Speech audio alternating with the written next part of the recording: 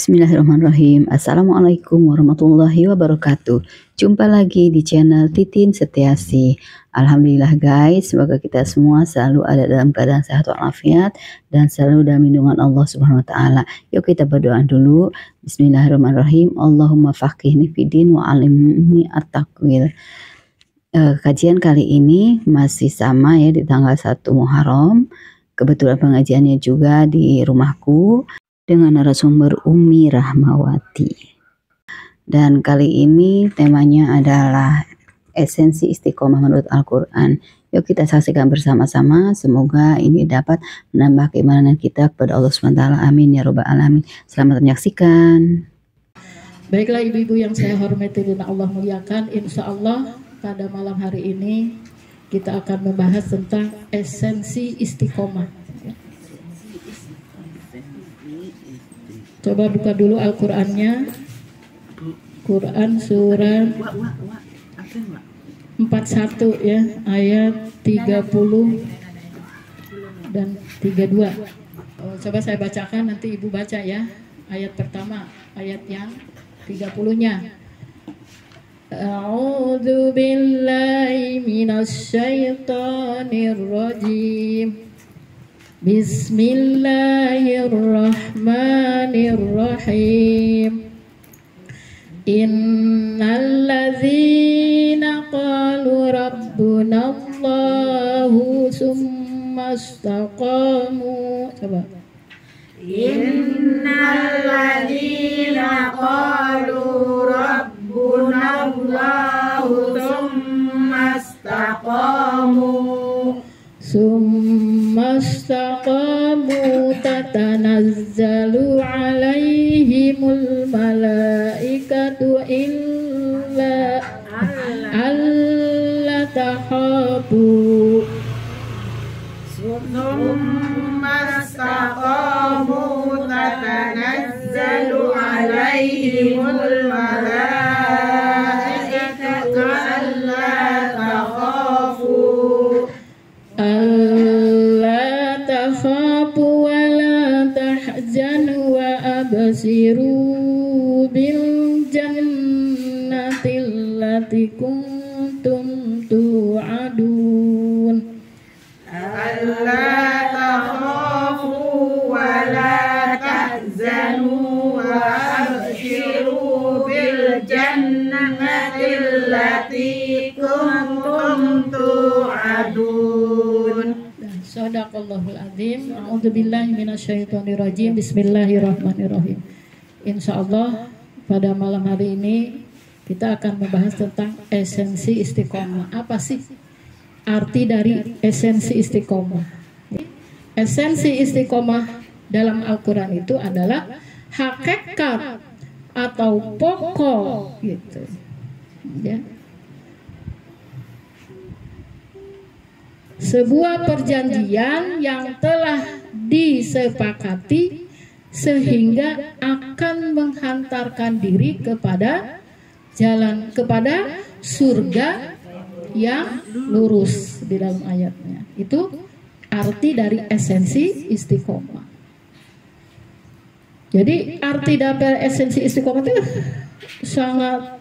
pembahasannya sangat luar biasa untuk kita. Kenapa? Karena kalau kita selalu istiqomah dalam sebuah perjanjian, ya, kesepakatan kepada Allah, maka akan menghantarkan diri ke surganya. Nah, saya tanya sama ibu, apakah kita sudah melaksanakan suatu perjanjian dengan Allah? Sudah. Di mana? Di dalam rahim. Ya, surat berapa Allah jelaskan? Dalam Al-Quran Allah sudah menjelaskan. Coba lihat Al-Qurannya, surat Al-Araf. Nanti PR aja lah ya. Pokoknya seperti itu. Jadi bersaksi, ya, bersaksi. Nah jadi di situ telah disepakati jodohnya, rezekinya, celaka dan bahagianya dalam hadis Rasulullah. Jadi suatu sudah melaksanakan sebuah persaksian. Nah, untuk apa?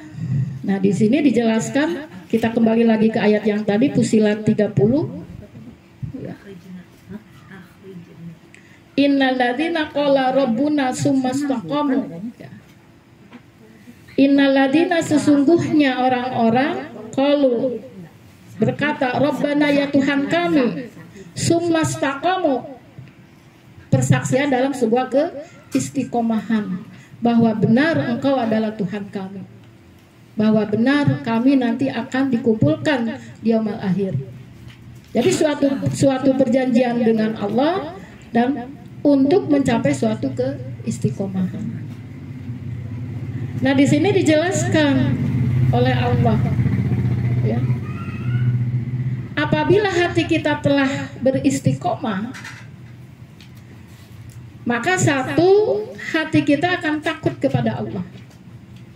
Ya, kalau sudah beristiqomah dalam suatu apapun, dalam suatu rumah tangga, ketika kita sudah mengucapkan persaksian ijab kabul, ya kan? Ibu masih ingat kan zaman dulu begitu kita menikah, dia kan di depan penghulu, sekarang sudah anak-anak kita, ya kan, gantiannya.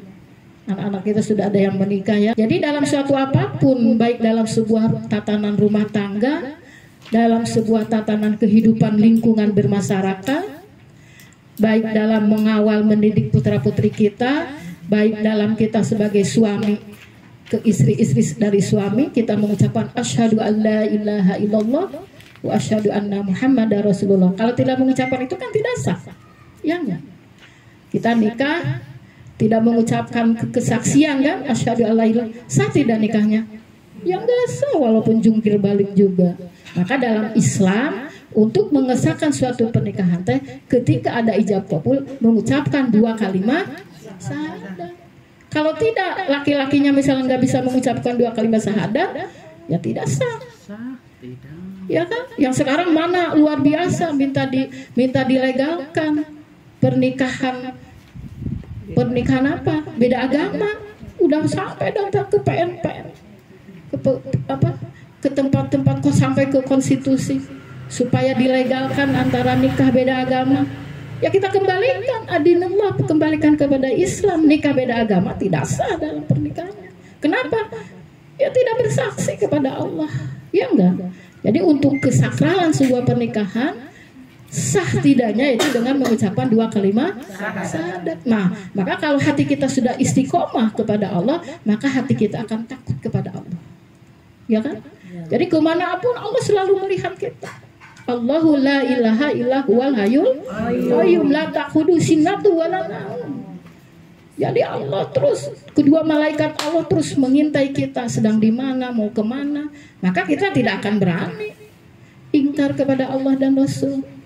Kalau tidak ya langsung dicatat, nanti diperlihatkan di yaumul akhir. Nih kelakuan kamu. Sekalipun suami tidak tahu, tetap sudah dicatat. Yang mana saat sekarang luar biasa perselingkuhan itu di mana-mana. Ya enggak, Bu?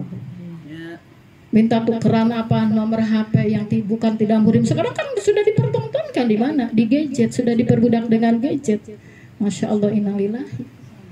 Maka kenapa? Karena hati kita tidak ada keistiqomahan kepada Allah. Akhirnya yaitu berselingkuh. mencari yang lain. Awas, hati-hati.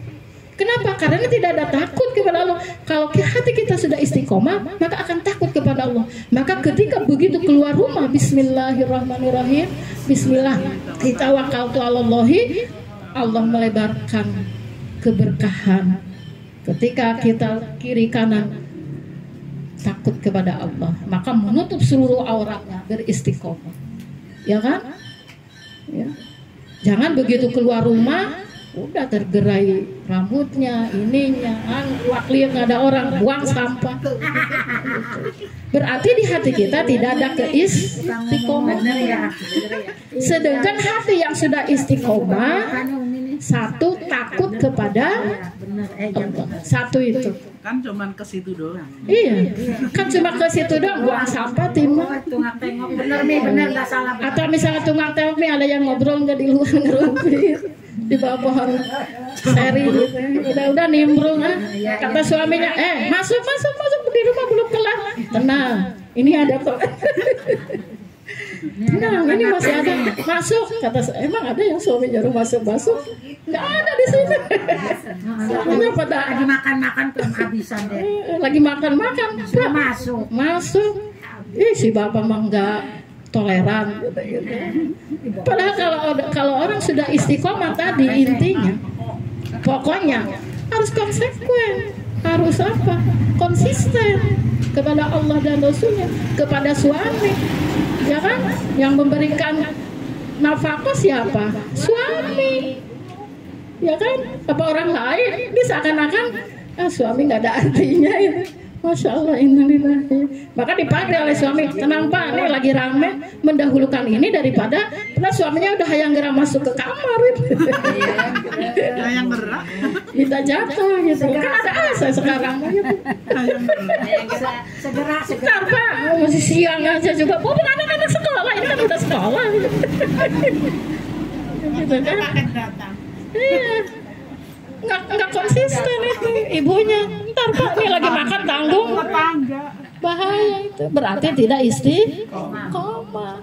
Maka ketika hati sudah istiqomah, terpaut takut kepada Allah. Ketika takut kepada Allah, insya Allah akan samina wa atona kepada suami. Ini enggak nyantai aja. Padahal itu surga dibentangkan di dalam rumah. Kamu mau surga enggak? Enggak. Enggak Pak, ini lagi makan tentang surga Pak. Padahal bapaknya udah nggak kuat, bahaya itu. Ntar kalau nyari lagi berselingkuh gimana? Oh bapak saya nih berselingkuh, minta nomor HP katanya. Pada sore HP-nya pakai apa itu? Pakai apa Bu yang tidak bisa di? Ya ibunya aku nggak tahu kan? Pakai pola, gitu kan? Paham ya? Itu maka untuk seperti itu kaitkan diri kepada Allah dengan takutnya kepada Allah. Kedua apa? Ketika hati sudah terpaut, sudah istiqomah di dalam jiwanya. Kedua adalah yakin bahwa Allah akan menjaga kita.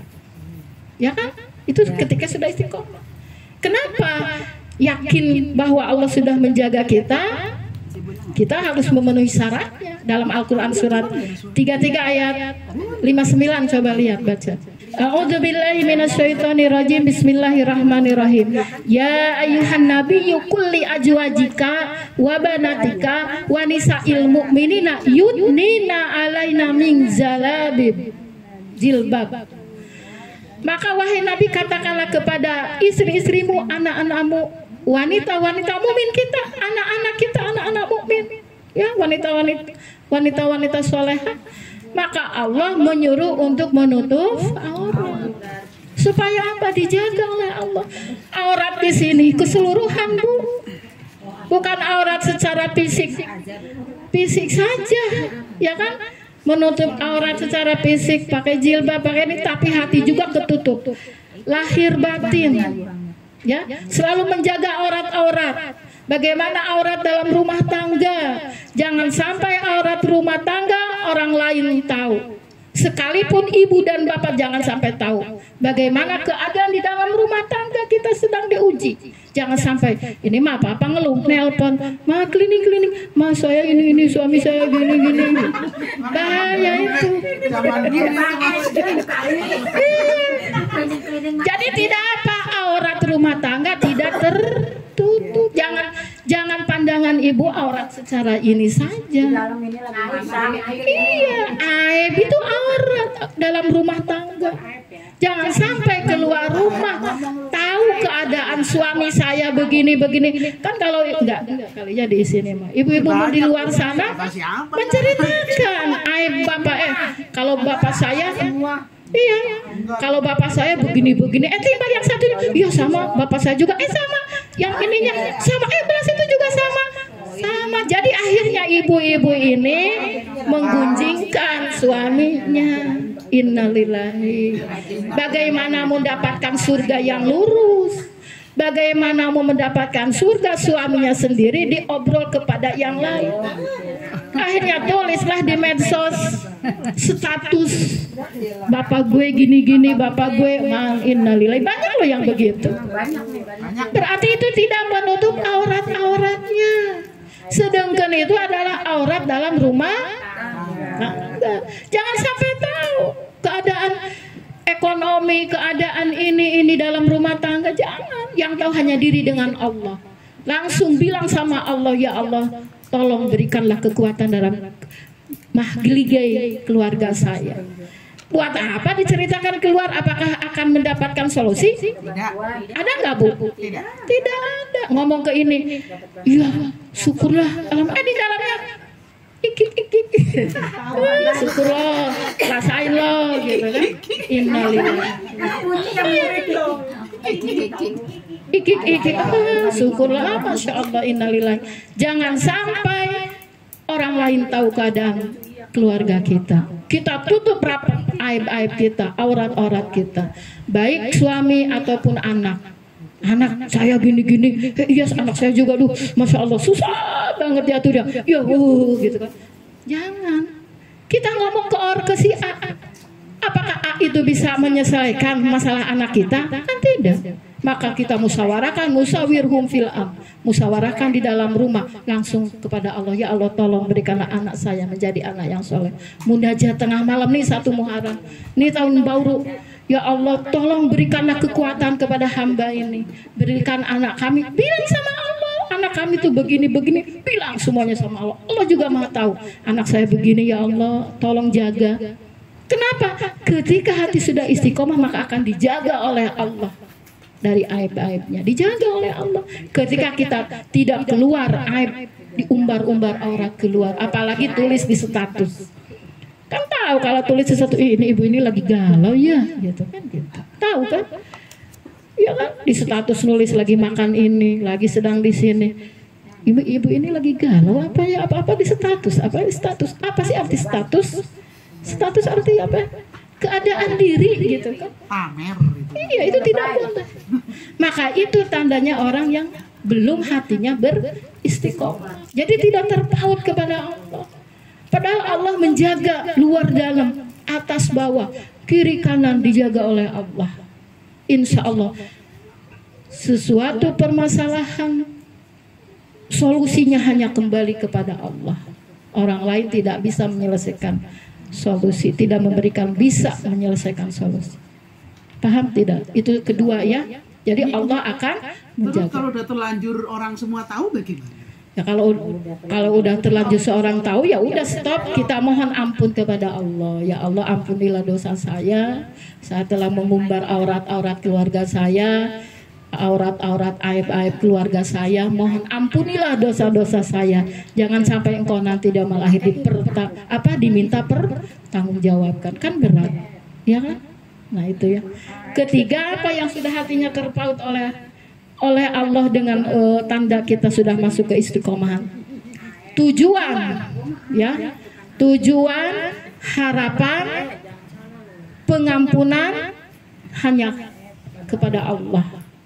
Jadi orang yang sudah terpaut istiqomah hatinya, tujuan hidup, harapan hidup hanya kepada Allah. Kita selalu mencintai Allah. Maka ke dalam realisasi pelaksanaan dalam suatu lingkungan bermasyarakat, bersosialisasi dengan masyarakat, maka kita akan bisa memilih dan memilih. Tidak akan cemplung masuk kemana? Ke jurang, ya kan? Mentang-mentang orang udah saya masuk aja ke situlah, biar saya diakui komunitasnya. Innalillahi, sekarang udah luar biasa, Bu. Garut, daerah saya yang terkenal kota santri dari zaman dulu, menurut data tahun 2023 3.000 remaja sudah masuk komunitas LGBT. Itu satu kota Garut. Apakah tidak mengerikan? Sekarang sedang luar biasa ulama-ulama Garut, pesantren-pesantren sedang, dan sampai bupatinya Pak Rudi sedang bagaimana luar biasa supaya direhabilitasi. Jadi akhirnya didata. Ya. Inilah akhir zaman, dikatakan akhir zaman. Kenapa? Karena seorang dalam sebuah keluarga tidak ada keistiqomahan di dalam rumah tangganya. Maka ketika hati sudah terpaut tadi, tujuan, harapan, mencintai Allah.